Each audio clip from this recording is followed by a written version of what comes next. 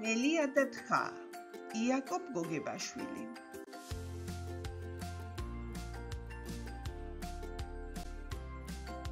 ერთხელ ერთი წუწკი მელია მინდორში დასუნსულებდა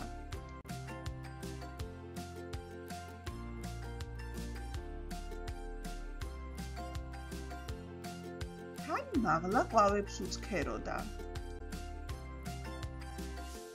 ყვავების ცქერაში გართულმა მელამ ჭავერ დაინახა და შიგ ჩავარდა. ბედად წყალი ცოტა იყო.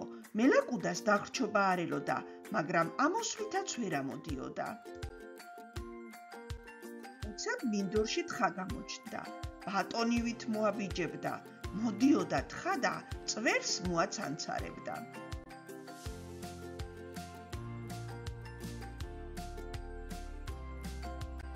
ჭას რომ მიუახლოვდა, ჩაიხედა შიგ და მელა რომ დაინახა, გაოცებულმა ჩასწახა. მელა კუდავ, მან რას აკეთებო?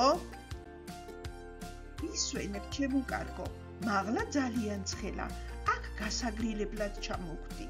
უფრო მიცოდე რა კარგი სიგრილია და წყალიც რა ცივია, ტკბილა დამოსწახა მელამ. თხას რახანია წყალი მოსწყურებოდა და პირი უშრებოდა. მართლა კარგი წყალია? გულუბრყვილოდ კითხა მელას. შვენიერი, სუფთა, ან კარა და ყინულივით ცივი. თუ გინდა ჩამოხდი, ორივე დავეტევით, მიიპატიჟა მელა კუდამ. თხამ დაუჯერა და ჭაში ჩახდა.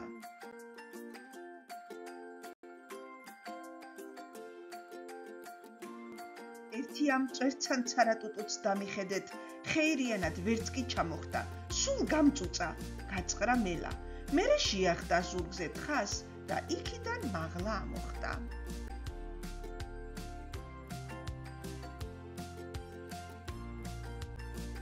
მელა კუდამ როგორც კი თავის სამშვიდობოს დაიბულა, თხა აღარც კი გახსენებია, რაც ძალი დაღონე ჰქონდა ტყისკენ მოკურცხლა. უგუნური თხა კი ჭაში დატოვა. საბრალოს კინაღამ შიმშილით ამოსძვრა სული.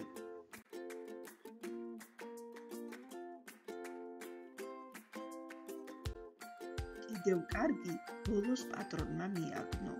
ჩაავლო რქებში ხელი და ამოათრია ჭიდანი.